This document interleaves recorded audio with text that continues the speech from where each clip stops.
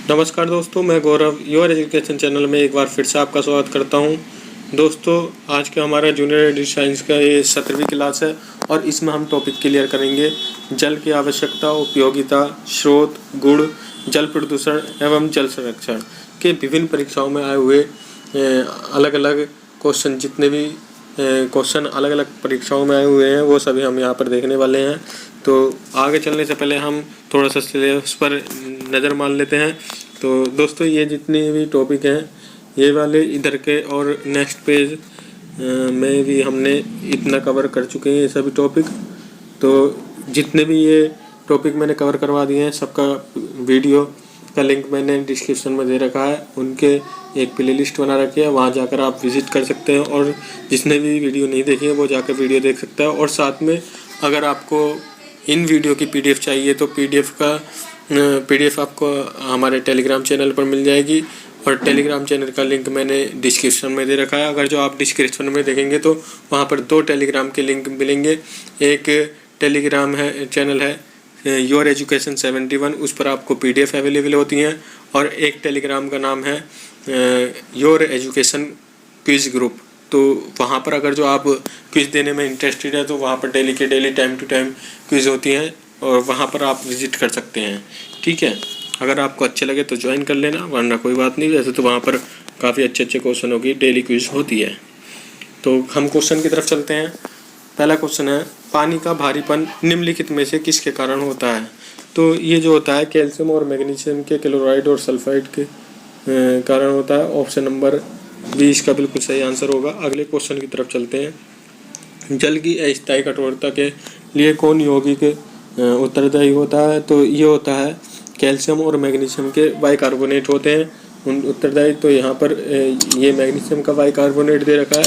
Option number A इसका बिल्कुल सही हो जाएगा। अगर जो आपकी मेमोरी के लिए बता दूँ, कैल्शियम का बाइकार्बोनेट का सूत्र होता है CaHCO3 का होल ट्वाइस। ठीक है, ये कैल्शियम का बाइकार्बोनेट होता है और मैग्नीशियम का बाइकार्बोनेट ऑप्शन नंबर ए है।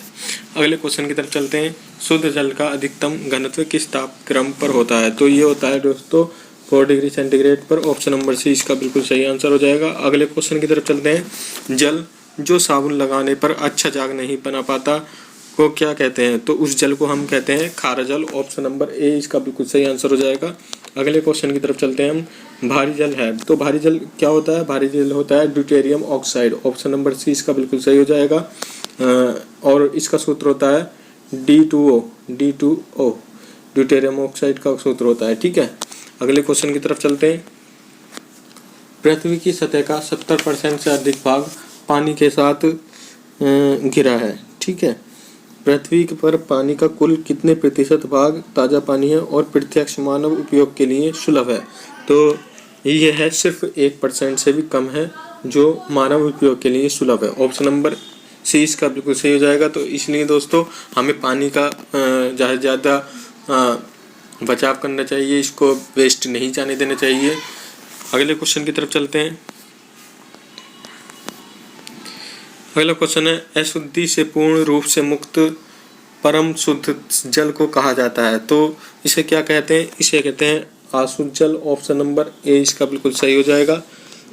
अगला, वैसे अशुद्ध जल के बारे में बता दूं तो अशुद्ध जल वह जल है जिसकी अनेक अशुद्धियों को आसवन के माध्यम से हटा दिया गया हो।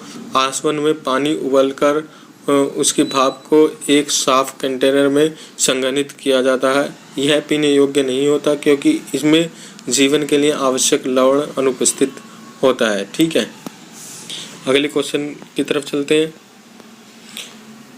दाब वृद्धि के साथ पानी का क्वथनांक क्या होता है? ये हो जाता है बढ़ता है। ठीक है, अगला क्वेश्चन देखेंगे। पानी का घनत्व क्या है? तो पानी का घनत्व होता है 1000 किलो पर घन मीटर। ऑप्शन नंबर ए इसका बिल्कुल सही हो जाएगा। अगले क्वेश्चन की तरफ चलते हैं। किस तापमान पर पानी का घनत्व अधिकतम होता है? तो किस तापमान पर होता है? ये होता है दोस्तों 4 डिग्री सेंटीग्रेड पर। ऑप्शन नंबर सी इसका बिल्कुल सही आंसर हो जाएगा। अगला क्वेश्चन है, पानी का हिमांक बिंदु क्या है? तो पानी का हिमांक बिंदु होता है दोस्तों 32 degree Fahrenheit. Option number D इसका बिल्कुल सही हो जाएगा। अगले क्वेश्चन की तरफ चलते हैं। सीवेज में पाई जाने वाली बैक्टीरिया अधिकतर होती है, तो सीवेज में जो बैक्टीरिया होती है वो कैसी होती है? ये होती है दोस्तों रोगजनक। ऑप्शन नंबर 20 का बिल्कुल सही आंसर हो जाएगा। दोस्तों अगर आपको वीडियो पसंद आ रही हो तो इसे लाइक ज़रूर करें और ज़्यादा से ज़्यादा लोगों तक शेयर करें, और अगर आप हमारे चैनल पर नए आए हैं तो इसे सब्सक्राइब जरूर कर लें, क्योंकि यहाँ पर इस तरह की वीडियो आपको अवेलेबल डेली होती रहेंगी और आगे भी आपको नए नए सब्जेक्ट जितने भी आपके टीचिंग में आते हैं, चाहे वो टेट हो, सी टेट हो, यूपी टेट हो, जो भी होगा आपको यहाँ पर हर एक सब्जेक्ट टॉपिक वाइज क्लियर कराया जाएगा और सभी सब्जेक्ट की हर एक टॉपिक के PDF मैं अपने टेलीग्राम चैनल पर आपको अवेलेबल कराऊंगा। तो दोस्तों आप चैनल को ज़रूर सब्सक्राइब कर लें। अगले क्वेश्चन की तरफ चलते हैं। यह है निम्नलिखित में से कौन सा जल प्रदूषण का कारण नहीं है?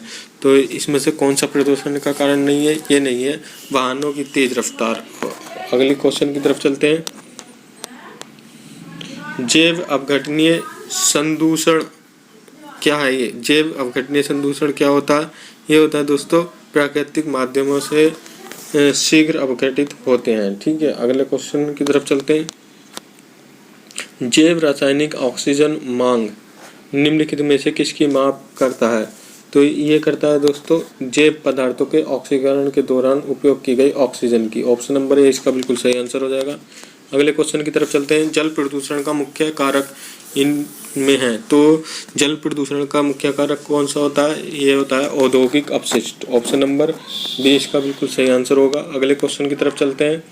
फ्लोराइड प्रदूषण मुख्य रूप से प्रभावित करता है, तो फ्लोराइड किसे प्रभावित करता है? ये करता है दांतों को। ऑप्शन नंबर ए इसका बिल्कुल सही आंसर होगा। अगले क्वेश्चन की तरफ चलते हैं। निम्नलिखित में से किससे भारत में अधिकांश गांव पीड़ित हैं और किसी अन्य से नहीं हैं? तो किससे हैं? ये हैं दोस्तों जल प्रदूषण से। ऑप्शन नंबर डी इसका बिल्कुल सही हो जाएगा। अगला क्वेश्चन है कौन सा निम्नलिखित वायु प्रदूषण का कारण नहीं है? तो इनमें से कौन सा नहीं है? ये नहीं है अम्लीय वर्षा वायु प्रदूषण का कारण नहीं है, ये जल प्रदूषण का कारण होता है। अगले क्वेश्चन की तरफ चलते हैं। निम्नलिखित में से कौन सा जल प्रदूषण का कारण नहीं है? तो इसमें से कौन सा नहीं है? ये नहीं है जल तट पर मछली पकड़ना जल प्रदूषण का कारण नहीं होता है। अगले क्वेश्चन की तरफ चलते हैं। सुपोषण के कारण होता है। सुपोषण किसके कारण होता है? तो ये होता है दोस्तों नाइट्रेट और फास्फेट के कारण। ऑप्शन नंबर 20 का बिल्कुल सही आंसर हो जाएगा। अगले क्वेश्चन की तरफ चलते हैं। पीने योग्य जल का विसंक्रमण किस से हटाने के लिए किया जाता है?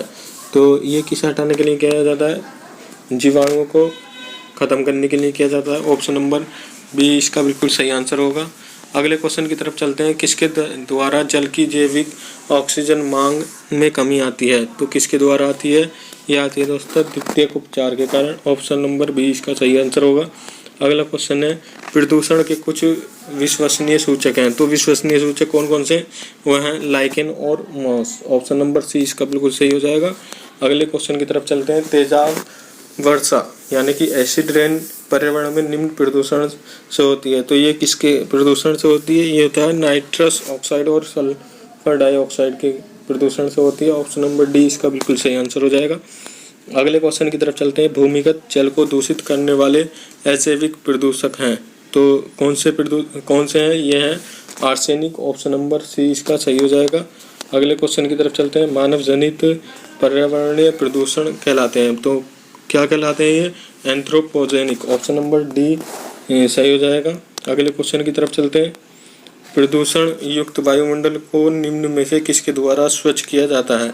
तो किसके द्वारा स्वच्छ किया जाता है? ये वर्षा द्वारा स्वच्छ किया जाता है।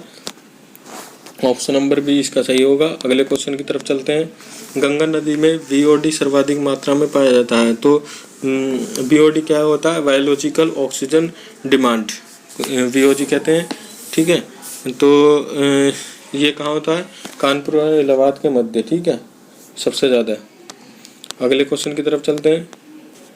गंगा नदी के प्रदूषित क्षेत्रों को साफ करने के लिए और इसके जल को गुणवत्ता का विश्लेषण करने के लिए केंद्रीय गंगा अथॉरिटी की स्थापना की गई। जल गुणवत्ता का विश्लेषण करने के लिए जिन नगरों में 2 मुख्य केंद्र हैं वे हैं, तो वे कौन कौन से हैं? ये हैं ऋषिकेश और वाराणसी। ऑप्शन नंबर सी इसका बिल्कुल सही हो जाएगा। और हाँ ठीक है, अगले क्वेश्चन की तरफ चलते हैं। निम्नलिखित में से कौन सी जल प्रबंधन युक्ति भारत में लागत का अधिकतम देने वाला है? तो कौन सा है? यह है वर्षा के जल के संचयन द्वारा। ऑप्शन नंबर सी इसका बिल्कुल सही होगा। अगला क्वेश्चन है, जल प्रदूषण निवारण तथा नियंत्रण अधिनियम किस वर्ष लागू किया गया था?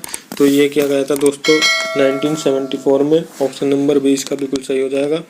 अगला क्वेश्चन है, स्वच्छ जल समुदाय में लैंटिक आवास का उदाहरण है। तो लैंटिक आवास का उदाहरण कौन सा है? यह है तालाब और दलदल। ऑप्शन नंबर ए इसका बिल्कुल सही आंसर होगा। अगला क्वेश्चन है, फिटकरी गंदे पानी को किस प्रक्रिया द्वारा स्वच्छ करती है? तो ये कर दिया दोस्तों स्कंदन द्वारा। ऑप्शन नंबर सी इसका सही होगा। अगले क्वेश्चन की तरफ चलते हैं, समुद्री जल को शुद्ध जल में किस प्रक्रिया द्वारा बदला जा सकता है? तो किस प्रक्रिया द्वारा बदला जा सकता है? ये उत्क्रम परासरण के द्वारा बदला जा सकता है, ठीक है, शुद्ध जल में। अगला क्वेश्चन है, निम्नलिखित विधानों में से कौन सा पर्यावरण की सुरक्षा के लिए के विषय में व्यवहृत नहीं होता है? तो कौन सा नहीं होता है? ये नहीं होता है जल उपकर अधिनियम 1977। ऑप्शन में ए इसका सही आंसर होगा। और ये हमारे वीडियो का लास्ट क्वेश्चन था आज का। दोस्तों अगर आपको वीडियो पसंद आई हो तो इसे लाइक ज़रूर करें और अपने दोस्तों के तक ज़्यादा से ज़्यादा शेयर करें, ताकि उनको भी अच्छी क्वेश्चन और अच्छी क्लास मिल सकें। और दोस्तों अगर आपको वीडियो का PDF चाहिए तो मेरे टेलीग्राम चैनल पर मिल जाएगा। टेलीग्राम चैनल का लिंक मैंने डिस्क्रिप्शन में दे रखा है। और जो भी हमारे चैनल पर नया आया है वो इससे सब्सक्राइब जरूर कर लें। और जिसने भी पिछली वीडियो नहीं देखी है वो डिस्क्रिप्शन में मैंने लिंक दे रखा प्लेलिस्ट का, और लास्ट में मैंने एंड स्क्रीन पर भी प्लेलिस्ट का लिंक डाल दिया है, वहाँ से आप विजिट कर सकते हैं। पिछली सभी वीडियो आप देख सकते हैं साइंस की। तो मिलते हैं अगले वीडियो पर, तब तक के लिए नमस्कार।